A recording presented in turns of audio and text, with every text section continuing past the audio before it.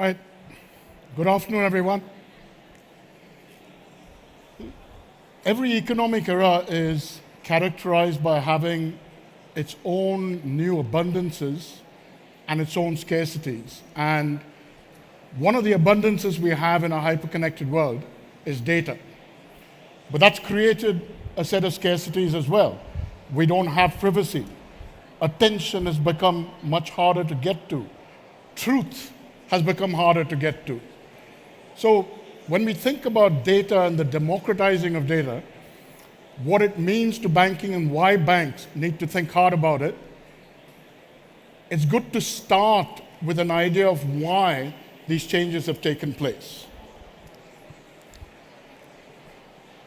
In a hyper-connected world, when we have so much data, you heard a speaker not long ago talk about the importance of inclusion.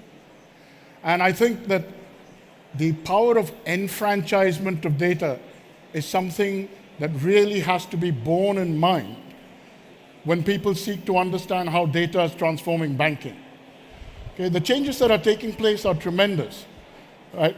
When you switch away from 80, 90 years of connecting to data via a keyboard, and you're no longer constrained by QWERTY, that you can use touch, that you can use gesture, you can use sound to be able to engage with information, it's actually changing the paradigm. Now we are having more people empowered to be able to do things. When virtual worlds first became popular, one of the phrases that I really liked was, the physics is different, okay? Someone who could not walk in real life could walk in a virtual world. And when you think about this empowerment, the changes that are taking place, I like reminding people that a 1-year-old can use an iPad. My cat can use an iPad because touch, pinch, zoom are natural. You don't have to learn. So you don't have a barrier to entry. So the first thing that you really have to concentrate on when thinking about why people need to be having control of data in a different way as a result of this explosion of connectivity is that we are, for the first time in our lives, being able to get to far more people than we could before. And if a bank is going to take that seriously, if banking is going to change, we have to look at the enfranchisement and the inclusion aspects. Right? When I went to China a few months ago, really getting to grips with the fact that there are twice as many people in China using smartphones to connect with people on banking transactions than exist in the whole of America. And at the same time, there is an America-sized population that is unbanked. You sort of see the importance of thinking about data from a digital divide perspective. Are we doing things that disenfranchise people? Thinking about disenfranchising, you've got to realize that there is a heterogeneity amongst people, right? Any one of you, have you met the person for whom the economy airline seat was designed? If so, please put your hand up. If you know the single person in the world, because I haven't met him yet, for whom the economy airline seat was designed. So when we design things, part of what we have to do is to be able to design for heterogeneity. Not everyone we meet is going to know how to manage a Bitcoin wallet. Not everyone we know had a web server under their desk. So when we start building for these things, we have to build for an understanding that the ability to enfranchise people is based on designing for heterogeneity. To know that one size does not fit all, to know that there is, while I hate the phrase omni-channel, we have to contend with the fact that people are different, and unless we are able to deliver that difference, we're not going to be able to transform who we are as banks. That transformation, the best example I like, as you can see from my waistline, I have some familiarity with food. I love food. I cook it, I eat it, I grow it, I do everything with it. And as I said, it shows. But food is actually a wonderful example of how you can design for inclusion for heterogeneity, for choice, right? You can be self-sufficient and grow your own, eat it, live completely within your bubble. At the other extreme, you're in a position to be able to say, I can buy something in a restaurant completely served to me so that I do nothing but eat. And somewhere in between, we have all the choices of being able to grow some, cook, trade, have delivered to our house, go to a supermarket to buy the ingredients, have somebody else prepare it. The whole point is that freedom of choice. The enfranchisement of human beings to be able to have services they couldn't. And banking is one of those services that still has way too many unbanked people, relies on our ability to use this opportunity to open up services to a much wider audience. And that comes from choice, from provision of choice to be able to say, wherever in the spectrum you want to be, you can do this. And the food cycle is just a good example of how human beings have managed to create a wide spectrum of choice to suit different needs. That choice comes because of an understanding of the individual and the collective in a form where data plays a role that people have not been able to have before. Okay? Think again about food. The reason why you would buy food from somewhere is because you have some idea of the food standards, the labels. You're able to discover something about the content in terms of ingredients and additives.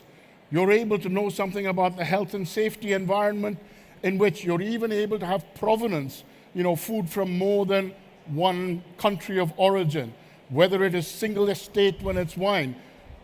The reason why democratization of data becomes important is because we now have to be able to build choice that relies on trust. Okay? The heterogeneity gives you empowerment, the enfranchisement. That heterogeneity relies on choice. The choice relies on trust. And the trust is underpinned by data. Everything that we do in the world of banking, we don't make anything other than data. Right? You have relationships, you have capabilities, and everything we make is data. Banking has been dematerialized for longer than most other industries. But when it comes to the power to democratize, people think this is all about collecting data from the customer in order to do things for the customer. Actually, a lot of it is the other way around.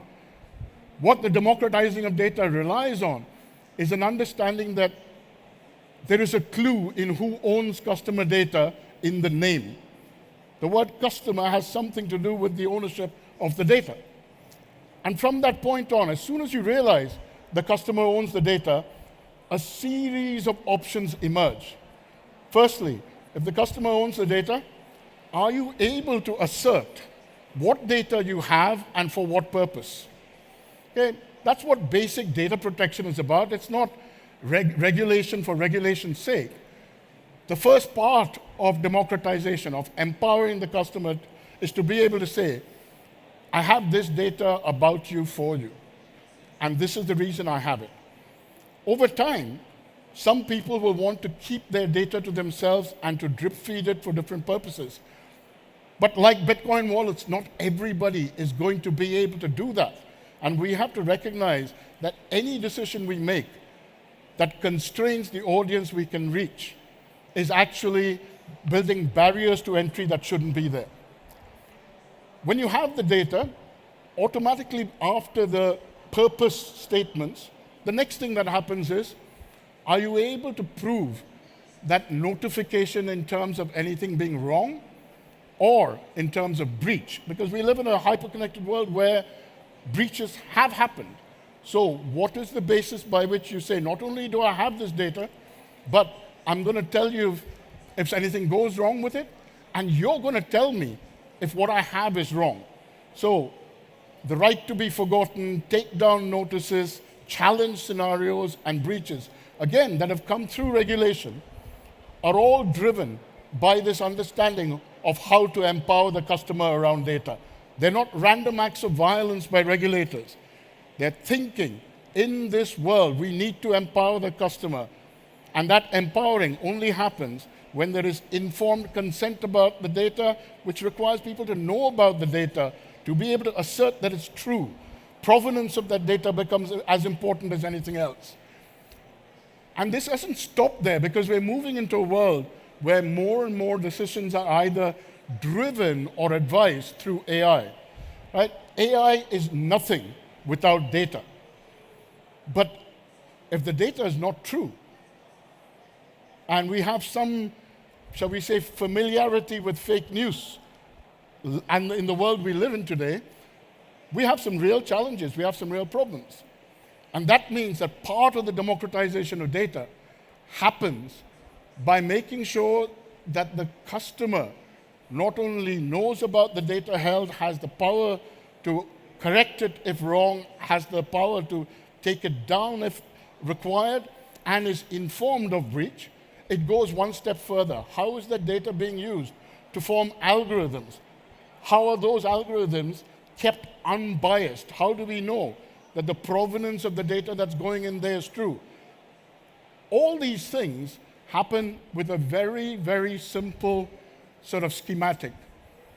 If our goal is to say banking is about trust, it is a service, banks may not exist, but banking as a means of facilitating trade between people will always exist, and the concept of $1 of trade being worth $100 of aid will never change.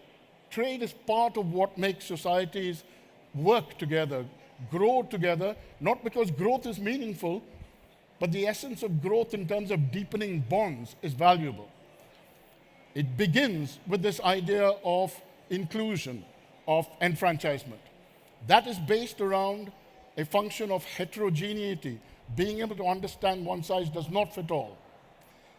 That heterogeneity is based on a clear understanding of choice, because without that choice, like with the food cycle, we will always unempower somebody, disenfranchise somebody, put a barrier to entry for somebody, and that's wrong.